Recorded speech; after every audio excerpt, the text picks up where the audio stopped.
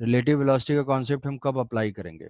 तो कभी भी किसी मूविंग पार्टिकल से, दो ऑब्जेक्ट हैं सिस्टम में और दोनों ऑब्जेक्ट जो है मूव कर रहे हैं, तो हमें क्वेश्चन को एनालाइज करने के लिए रिलेटिव वेलोसिटी यूज करना पड़ेगा। जैसे एक थंब रूल समझ सकते हो कि कब हम रिलेटिव वेलोसिटी यूज करें। तो रिलेटिव वेलोसिटी यूज करने के लिए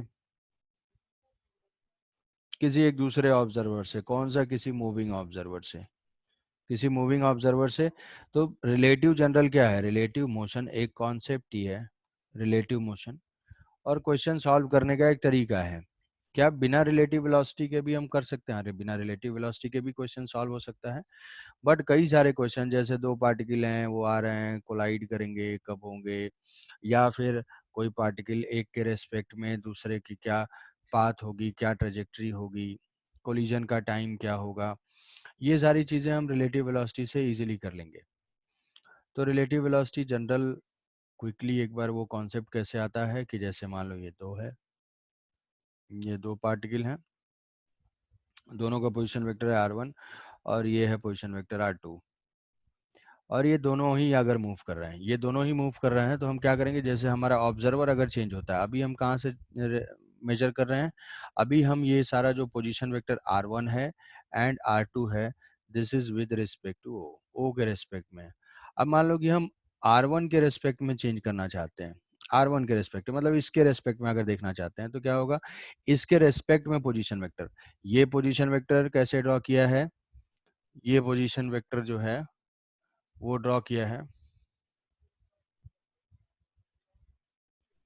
ये जो ये जो पोजीशन वेक्टर ड्रॉ किया है, वो पोजीशन वेक्टर हमने ओरिजिन से ड्रॉ किया है। ठीक है, ये ओरिजिन से ड्रॉ किया है। अब ये पोजीशन वेक्टर, ये भी ओरिजिन से ड्रॉ किया है, तो हमारा ऑब्जर्वर जो है वो कौन सा है? वो ऑब्जर्वर है ओ। अब r1 के रिस्पेक्ट में अगर देखेंगे तो ये हो जाएगा r21। क्या लिखेंगे? ये r2। तो r21 को वेक्टर ट्रायंगल से हम क्या लिख सकते हैं?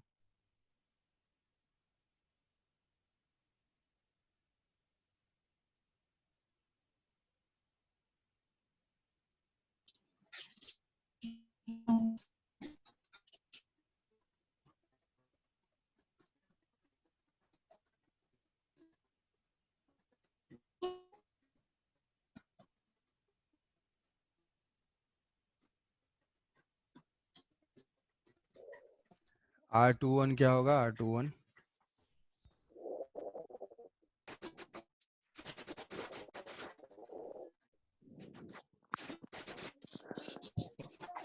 R2 vector minus R1 vector.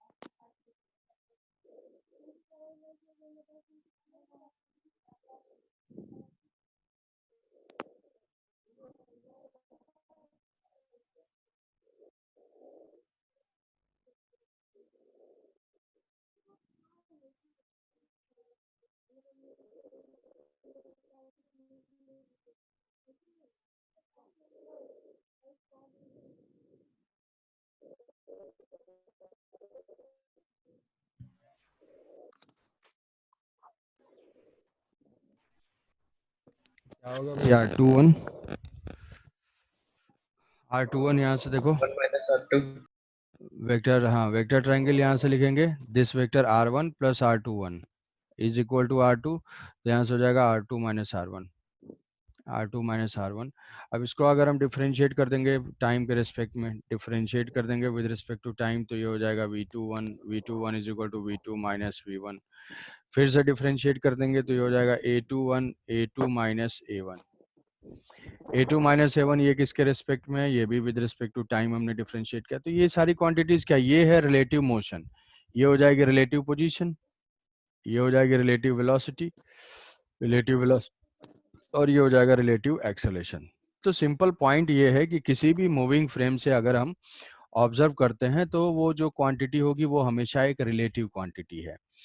तो वेक्टर 1 माइनस वेक्टर 2 या R21 हमें फाइंड करना है, तो सिंपल मान लो ये दो केसेस हैं।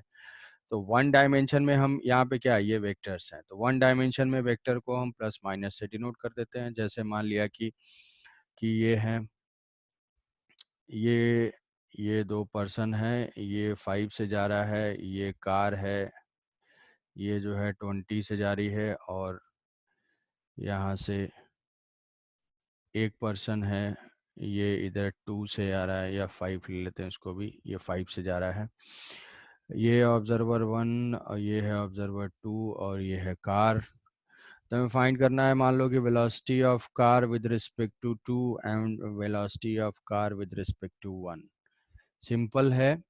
अब ये कॉन्सेप्ट जो है वो वन डायमेंशन और टू डायमेंशन दोनों में ही अप्लाई करेंगे, बट कॉन्सेप्ट ये रहेगा सेम कि कभी भी हमें अगर रिलेटिव वेलोसिटी फाइंड करना है तो वो हो जाएगा R2 माइनस R1। तो वी C2 C1, तो ये क्या हो जाएगा, velocity of car minus velocity of observer 2। अब तो अब C का 2 के रिस्पेक्ट में फाइंड करना है, तो क्या होगा, वेलोसिटी ऑफ कार, ये पॉजिटिव डायरेक्शन अगर है, अब वेक्टर को कैसे लिखेंगे, पॉजिटिव, या तो आई कैप से लिखो। आई कैप क्या होता है, I cap is the unit vector, या प्लस माइनस साइन के साथ लिखेंगे। तो ये कार की वेलोसिटी हो जाएगी +20 और 2 की वेलोसिटी हो जाएगी माइनस, ये माइनस ऑफ 5। ठीक है, ये माइनस है और फिर V2 क्या है, ये है -5। तो ये देखोगे ये इंक्रीज हो जाएगी 25। तो मतलब दो ऑब्जेक्ट्स क्या हैं, एक दूसरे की तरफ आ रहे हों, दो ऑब्जेक्ट्स एक दूसरे की तरफ आ रहे हों, तो दोनों की वेलोसिटीज क्या हो जाएंगी, ऐड हो जाएंगी। मतलब ये दोनों क्लोज आ रहे हैं, ये भी इधर आ रहा है, ये भी इधर आ रहा है, तो ये 5 से जा रहा है, ये 10 से जा रहा है कुछ, तो रिलेटिव वेलोसिटी क्या हो जा रही है, 15 हो जा रही है। बट अगर सेम डायरेक्शन में जा रहे हैं, सेम डायरेक्शन में वन के रिस्पेक्ट में, तो क्या हो जाएगा, VC माइनस V1, ये हो जाएगा +20 -5, तो ये हो जाएगा 15। तो बस एक सिंपल पॉइंट इतना है कि जो दोनों पॉइंट्स हैं सेम डायरेक्शन में अगर होंगे वन डायमेंशन में, तो हम वेलोसिटीज का डिफरेंस लेंगे। जैसे मैग्नीट्यूड क्या हो जाएगा, एक ये 20 है और ये 5 है, तो रिलेटिव वेलोसिटी होगी 15। बट सी के रेस्पेक्ट में क्या होगा, सी के रेस्पेक्ट में ये इस नेगेटिव डायरेक्शन में जा रहा होगा, इस O1 के रेस्पेक्ट में। तो पहला तो है ये फॉर्मूला अप्लाई करके V1 minus V2, V2 minus V1 find कर दिया। एक क्वेश्चन है, जैसे क्वेश्चन ये है, वो क्वेश्चन का आंसर देना है। इमीडिएट छोटे छोटे क्वेश्चंस हैं, जल्दी जल्दी आंसर देते जाओगे। ये दो कार हैं, ये दो कार, एक जो है V1 से आ रहा है, दोनों एक दूसरे की तरफ आ रहे हैं, V2 से आ रहा है, और दोनों के बीच की डिस्टेंस है स्मॉल d। यहाँ पे एक बर्ड है, बर्ड है,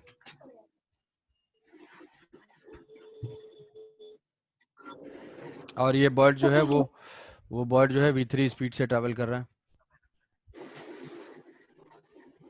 बर्ड जो है वो V3 स्पीड से ट्रैवल कर रहा है with respect to car, with respect to ground, with respect to ground, ये बर्ड जो है ये V3 स्पीड से ट्रैवल कर सकता है। तो अब ये बर्ड का मोशन कैसा है, ये बर्ड यहाँ से यहाँ टू एंड फ्रो कर रहा है, यहाँ से आ रहा है, फिर यहाँ से आ रहा है, ये दोनों डायरेक्शन में ऐसे ऐसे टू एंड फ्रो मोशन कर रहा है, और ये दोनों एक दूसरे की तरफ मूव कर रहे हैं। तो धीरे धीरे क्या होंगी, ये दोनों की डिस्टेंस डिक्रीज होती जाएगी। इनको पॉइंट मास मतलब पार्टिकल एज्यूम करते हुए, पार्टिकल का मतलब ये डिस्टेंसेस बहुत ही ज़्यादा हैं, ये दोनों जो कार हैं C1 है, कार C2 है, इनको पार्टिकल एज्यूम करते हुए हमें ये बताना है कि find the time when these two cars will collide, time of collision of car and distance travelled, distance travelled by bird, by bird during this time, during this time. कितने देर में ये दोनों कार कोलाइड करेंगे, ये बताना है। जल्दी से आंसर दो और अभी थोड़ा सा अटेंटिव हो जाओ, सो दैट कि हम लोग स्पीड में चीज़ों को कवर कर सकें। जल्दी बताओ। सर फर्स्ट वाला dy v1 + v2। हम्म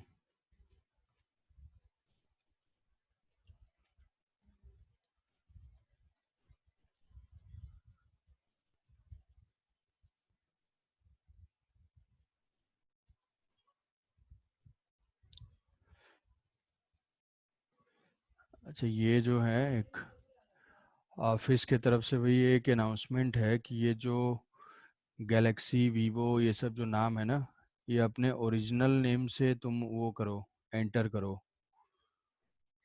कि वो लोग चेक कर रहे हैं। तो उसमें तुम जो अपना नेम जिससे तुमने रजिस्ट्रेशन किया है उस नेम से एंटर करो। तो ये जो भी हैं यहाँ पे कौन है, गैलेक्सी A30, ये अपने आप को रीनेम करके ज्वाइन करो फिर से अभी, ठीक है? समझ रहे हो बच्चे? ये गैलेक्सी A30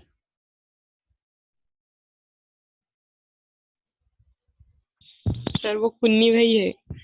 है। सर वो कुन्नी भाई। अच्छा, वही है, ठीक हाँ है। सर।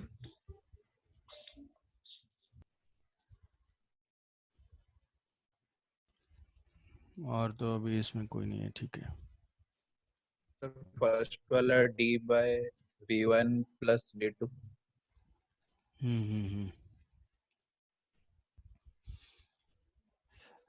हाँ ठीक है, फर्स्ट का आंसर करेक्ट है, फर्स्ट का आंसर करेक्ट है।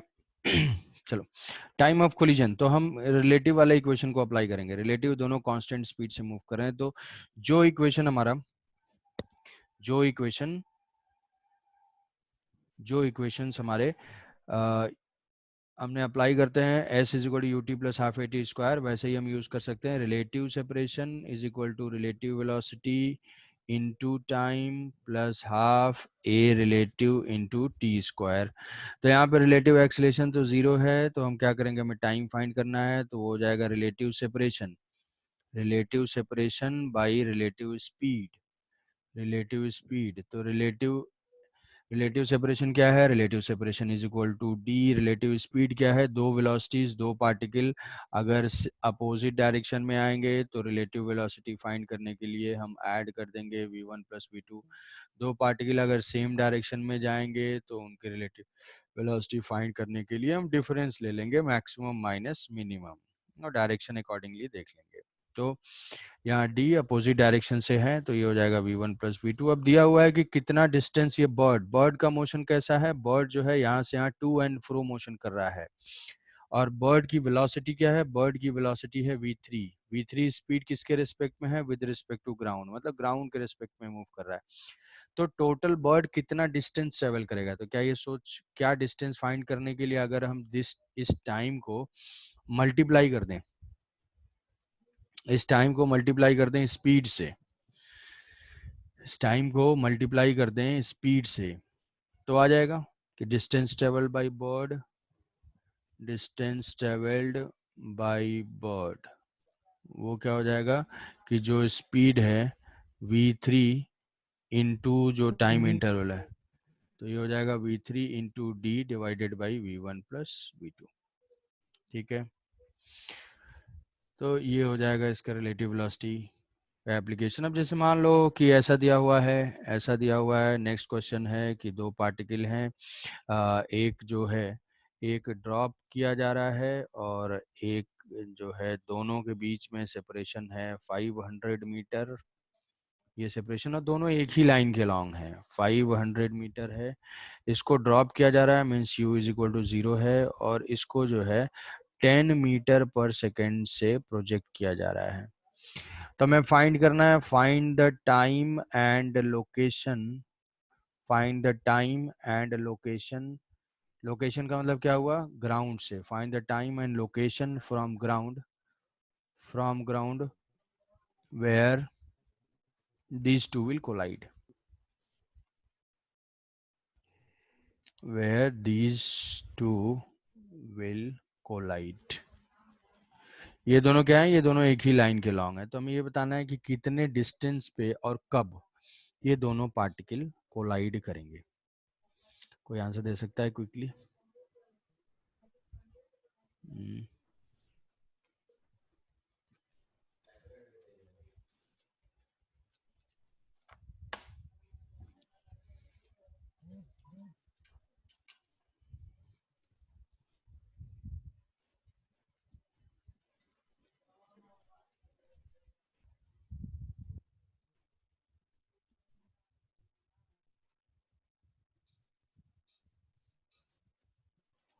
कोई आंसर जल्दी? 50 सेकेंड। 50 सेकेंड्स।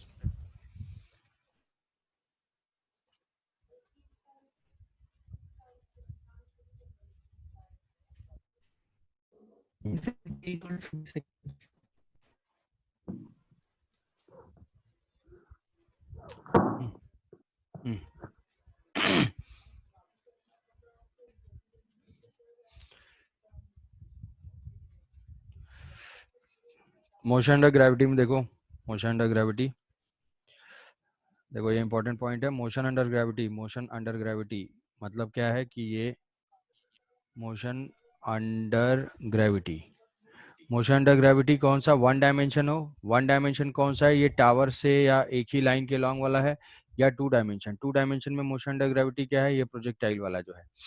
तो मोशन अंडर ग्रेविटी के दोनों ही केस में जो एक्सेलेशन होता है वो क्या होता है, ए इज इक्वल टू माइनस जी होता है। ये माइनस जी है दोनों का एक्सेलेशन, और दोनों पार्टिकल का एक्सेलेशन सेम है। तो अगर हम इक्वेशन अप्लाई करते हैं, दोनों मूव कर रहे हैं, तो s relative is equal to u relative into t plus half a relative into t square. तो यहाँ पे रिलेटिव एक्सेलेशन दोनों का क्या होगा, दोनों के रिलेटिव एक्सेलेशन, दोनों के एक्सेलेशन डाउनवर्ड डायरेक्शन में है, मैग्नीट्यूड सेम है, तो सेम डायरेक्शन में जब होंगे वेलोसिटी एक्सेलेशन तो डिफरेंस लेंगे, तो रिलेटिव एक्सेलेशन जीरो हो जाएगा। तो टाइम हम इमीडिएटली फाइंड कर सकते हैं relative separation by relative speed. तो यहाँ पे स्पीड दोनों की अपोजिट डायरेक्शन में है, तो यहाँ पे स्पीड 10 और इसकी 0 है, तो रिलेटिव स्पीड है 10 और रिलेटिव सेपरेशन है 500, तो 500 डिवाइडेड बाई 10, तो ये हो जाएगा 50 सेकेंड्स। 50 सेकेंड्स के बाद दोनों कोलाइड करेंगे, तो सीधे सीधे अगर दोनों मूव कर रहे हैं तो यही रिलेटिव स्पीड हो जाएगी, और वहां से हम फाइंड कर लेंगे। तो ग्रेविटेशन में रिलेटिव स्पीड 0 होगी। अब लोकेशन हमें फाइंड करना है, तो ये बता सकते हो from which, from the ground where these two will collide, ये दोनों कब कोलाइड करेंगे। तो ये मान सकते हो एक यहाँ से डिस्टेंस हम निकाल लेते हैं, ये कितना डिस्टेंस ट्रेवल करेगा, s is equal to u t plus half a t square, तो वाई डायरेक्शन में यू तो 0 ही है, ये हो जाएगा हाफ, एक्सेलेरेशन है इसका 10 इंटू टी स्क्वायर, टाइम कितना है 50, तो 50 इंटू 50, तो ये कितना डिस्टेंस ट्रेवल करेगा, 20 half a t square.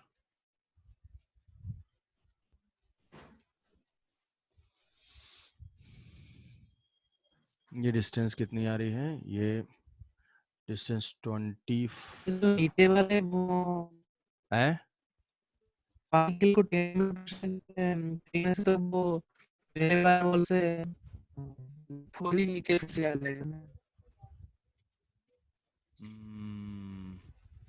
50 seconds में एक्चुअली देखो इसमें क्या है कि अगर हम इसका टाइम ऑफ फ्लाइट देखेंगे तो ये टाइम क्या है 2u by ji, 2u by जी। इसकी स्पीड जो है बहुत ही कम है, इसकी स्पीड बहुत ही कम है। कि इस पार्टिकल को देखो एनालाइज करेंगे, एक्चुअली क्या है कि हाँ ठीक है, डेटा थोड़ा वैसा हमने ले लिया कि अगर इस स्पीड को हम देखते हैं 10 से लेते हैं तो 2u बाई जी, तो ये 10 डिवाइडेड बाई 10, तो इसका टाइम ऑफ फ्लाइट 2 सेकंड का है। 2 सेकंड का मतलब ये पार्टिकल कैसे जाएगा, ये ग्राउंड वाला पार्टिकल जो है ऐसे जाएगा, ऐसे, ये 2 है तो 1 सेकंड में पहुंचा, और 1 सेकंड के बाद फिर ये नीचे देने। अब हम कैलकुलेट कर रहे हैं भाई 50 सेकंड के बाद कोलिजन होगा, मतलब क्या होगा कि अब ये कोलिजन ऐसे, ऐसे मतलब ये, अगर ये ग्राउंड नहीं होता, ये ऐसे मूव करता जाता, तो ये जाके ये दोनों कोलाइड करते, इसीलिए इतनी ज्यादा डिस्टेंस आ रही है। ठीक है, तो ये चीज एक्चुअली फिजिबल नहीं होगा, ये कोलिजन कहाँ पे होगा, ये कोलिजन ग्राउंड पे ही हो जाएगा। अगर मान लो ऐसा क्वेश्चन आता है तो उसका आंसर ये 50 सेकंड नहीं होगा, हमें देखेंगे 50 सेकंड तक तो वो ग्राउंड पे आ चुका होगा और वो उसी लाइन में है, तो ये आके यहाँ पे कोलाइड कर जाएगा। तो इसीलिए ये चीज़ फिजिबल नहीं है, क्योंकि डेटा मान लो अलग ले लिया। अब अगर मान लो हम इसको चेंज कर देते हैं, इसको ले लेते हैं 100 100 अगर लेंगे तो टाइम कितना हो जाएगा, 20 सेकेंड्स हो जाएगा। हाँ ठीक है। अगर मान लेते हैं ये स्पीड जो है 100 मीटर पर सेकेंड है, एक को जो है 100 मीटर पर सेकेंड से प्रोजेक्ट करते हैं, तो टाइम कितना मिलेगा इसको, इसका जो टाइम ऑफ कोलिजन हो जाएगा t is equal to relative separation 500 divided by 100, तो ये हो जाएगा 5 सेकेंड।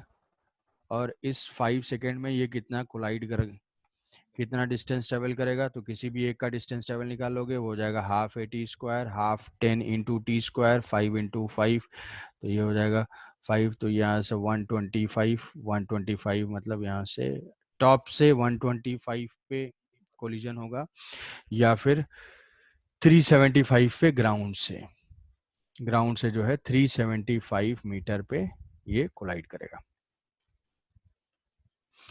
ठीक है, तो ये रिलेटिव वेलोसिटी के वन डायमेंशन के एप्लीकेशन। फिर नेक्स्ट हम स्टार्ट करते हैं टू डायमेंशनल मोशन। तो टू डायमेंशनल मोशन के क्वेश्चन हम सॉल्व करेंगे। टू डायमेंशनल मोशन में बेसिकली क्या है, ये प्रोजेक्टाइल है और सर्कुलर मोशन है, ये दोनों है। तो प्रोजेक्टाइल और सर्कुलर मोशन ये दोनों टू डायमेंशनल मोशन है। तो इसमें प्रोजेक्टाइल हमेशा हम ऐसे बोल सकते हैं, कोई पार्टिकल है, ये इसकी स्पीड है, इसका ये एक्सेलेरेशन है और ये है इसका एंगल थीटा। तो कभी भी अगर वेलोसिटी एंड एक्सेलरेशन का angle not equal to 0 and 180 degree है, तो उस टाइप का मोशन कैसा होगा, प्रोजेक्टाइल होगा। क्या ये प्रोजेक्टाइल टाइप का मोशन और कहीं होता है? हाँ होता है, जब चार्ज पार्टिकल इलेक्ट्रिक फील्ड में भी हो। ऐसा भी हो सकता है कि मान लो ये ऐसे इलेक्ट्रिक फील्ड में हो और ये किसी वेलोसिटी, ये किसी वेलोसिटी से जो है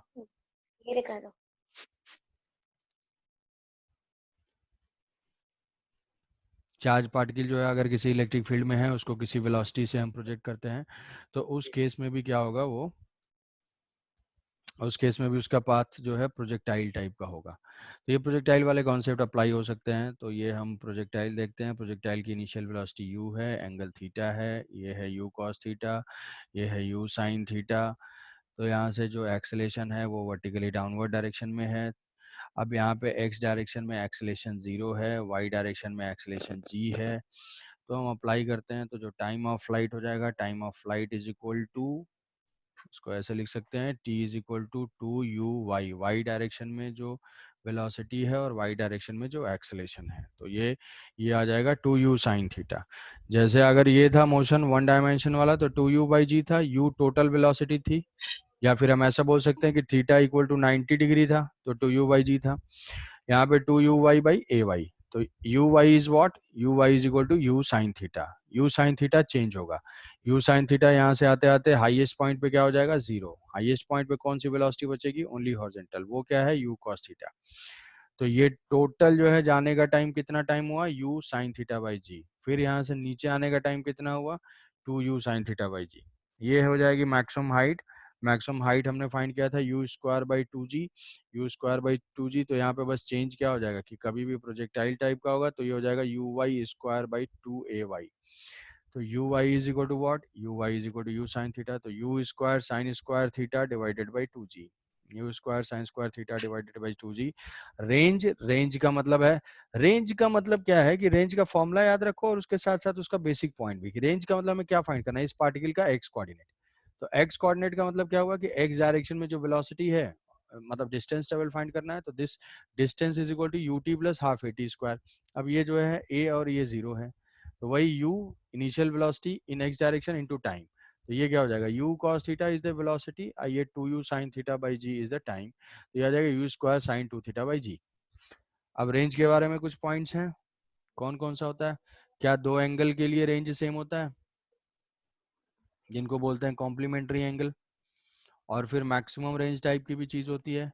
रेंज मैक्सिमम कब होता है, रेंज मैक्सिमम होता है जब एंगल ऑफ प्रोजेक्शन 45 डिग्री है। कॉम्प्लीमेंट्री एंगल के लिए रेंज सेम होता है। कौन कौन सा एंगल? थीटा और 90 माइनस थीटा, ये दोनों के लिए रेंज सेम होता है। इसको हम ऐसे बोल दें कि अगर 30 डिग्री पे यहाँ पे प्रोजेक्ट कर रहे हैं, 30 डिग्री हॉरिजॉन्टल से और 30 डिग्री वर्टिकल से, दोनों ही केस में हमें रेंज क्या मिलेगी? सेम होगा। ये एंगल क्या है? ये एंगल जो है वो ग्राउंड से है, तो एक एंगल मान लो थीटा पे है, तो वो कब सेम होगा? जब नेक्स्ट एंगल 60 डिग्री पे होगा।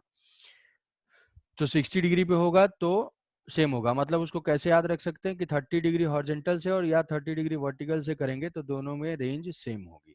रेंज सेम होगी। तो जैसे मान लो हम एंगल यहाँ से स्टार्ट करते हैं, मैक्सिमम कितने पे होगा? 45 पे होगा।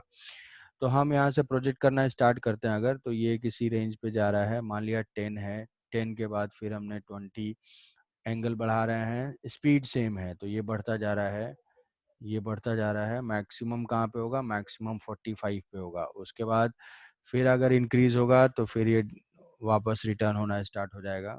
और ये जो है,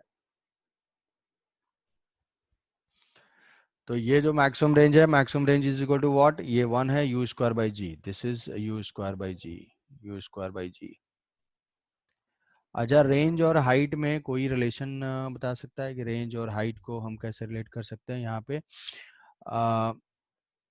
डिवाइड कर दो इसको, इसको डिवाइड कर दो। यहाँ से 2 हम यहाँ से 2 लिख लेते हैं, इसको ओपन कर देते हैं। r और h को डिवाइड कर दो। ये कई सारे क्वेश्चन में यूज हो जाएगा। h is equal to u square छोटे मोटे आई साइन स्क्वायर थीटा, और this r is equal to u square 2 sine theta cos theta divided by g. ये दोनों को अगर हम डिवाइड कर देंगे तो ये यू स्क्वायर और by g, g cancel out हो जाएगा। यहाँ पे 2g था तो ये 2 से हो जाएगा 4, और r is equal to 4h cot theta. ये हो जाएगा h by r is equal to cot tan theta by 4। तो यहाँ से आ जाएगा r इज इक्वल टू, एक पॉइंट ये हमेशा याद रखोगे कि रेंज दिया हो तो हम हाइट डायरेक्टली निकालेंगे, r is equal to 4h cot theta. r is equal to 4h cot theta. तो अगर मैक्सिमम है तो मैक्सिमम में थीटा की वैल्यू 45, कॉट 45 की वैल्यू होती है 1। तो वहाँ पे जो रेंज होगा वो 4 टाइम्स ऑफ मैक्सिमम हाइट होगा। मतलब एक्चुअल में हाइट रेंज कितना है? यू स्क्वायर बाई जी। तो जो मैक्सिमम हाइट होगी वो क्या हो जाएगा? You square by 4g। तो ये पॉइंट्स थे टाइम ऑफ लाइट इसके। अब यहाँ पे टाइम ऑफ फ्लाइट ये एग्जैक्टली सेम है। अब जैसे मान लो कि अब प्रोजेक्टाइल के बहुत सारे वेरिएशन है, बहुत सारे वेरिएशन है, बट 2-4 स्टैंडर्ड है। 2-4 स्टैंडर्ड जैसे मान लो कि किसी हार्ड टावर से प्रोजेक्टाइल है, टावर से प्रोजेक्टाइल ये है V0, ठीक है। यहाँ से हमें फाइंड करना है टाइम। अब टाइम फाइंड करना है तो यहाँ से ux क्या है? ux तो यही है, और uy क्या है? uy तो 0 है। तो यहाँ से ये नीचे आने में टाइम कितना लगा? तो जैसे इनिशियल कंडीशन अगर हम यहाँ से ड्रॉप करते हैं इसको, ये चीज जो है, ऐसा सोचो कि एक पार्टिकल को ड्रॉप किया गया और दूसरे पार्टिकल को ऐसे प्रोजेक्ट किया गया u। इसको नीचे आने में टाइम लगता है t1 और इसको नीचे आने में टाइम लगता है t2। तो क्या ये सोच पा रहे हो कि दोनों का टाइम सेम होगा? दोनों का टाइम सेम होगा। कैसे सेम होगा? कि इसका जो ड्रॉप करते हैं इसका टाइम तो तुम जानते हो, इसका टाइम होता है कितना? √2h/g। इसका टाइम फाइंड करने के लिए क्या करेंगे? हम इक्वेशन यूज करेंगे। ये कौन सा इक्वेशन? ये y एक्सिस है, ये x एक्सिस है। तो ये y एक्सिस अभी इनिशियली ये h हाइट पे है। तो हम टाइम डिपेंड्स, इंपॉर्टेंट पॉइंट है, time depends on y component of velocity and y component of acceleration exclusive. Time depends, यहाँ पे देखो, time depends on y component of velocity and y component of acceleration, और x से उसको कोई मतलब नहीं है। तो यहाँ पे दोनों के y के कंडीशंस बिल्कुल सेम है। क्या जिस पार्टिकल को हम ड्रॉप कर रहे हैं उसकी y में वेलोसिटी 0 है? यस, y में वेलोसिटी 0 है। इस पार्टिकल की भी y में वेलोसिटी 0 है? हाँ, इसकी भी 0 है। अब मान लो हम सॉल्व करना चाहते हैं, टाइम फाइंड करना चाहते हो कितने टाइम में ये नीचे आ गया, तो हम ऐसे लिखेंगे जो इक्वेशन है कि यहाँ से displacement s is equal to ut plus half a t square. तो यहाँ से ऊपर से नीचे आ रहा है तो displacement is equal to minus h हुआ, डिस्प्लेसमेंट तो वेक्टर क्वांटिटी है, is equal to u y तो जीरो है, तो यू वाई अगर जीरो है तो हम इसको लिख सकते हैं कि this zero plus half a t square तो माइनस हाफ वाई है जी इंटू टी स्क्वायर, तो ये देखो माइनस माइनस प्लस, इसका भी टाइम क्या हो जाएगा √2h/g। तो ये दोनों क्वांटिटी क्या हो जाएंगी सेम, दोनों का टाइम सेम हो जाएगा। What is the range? Range is equal to जो v नॉट स्पीड है इनटू टाइम, मतलब v नॉट इंटू √2h/g, ऐसे फाइंड कर लेंगे। तो कोई स्पेसिफिक जो है रेंज का फॉर्मूला नहीं, हम सीधे वेलोसिटी, क्योंकि हॉरिजॉन्टल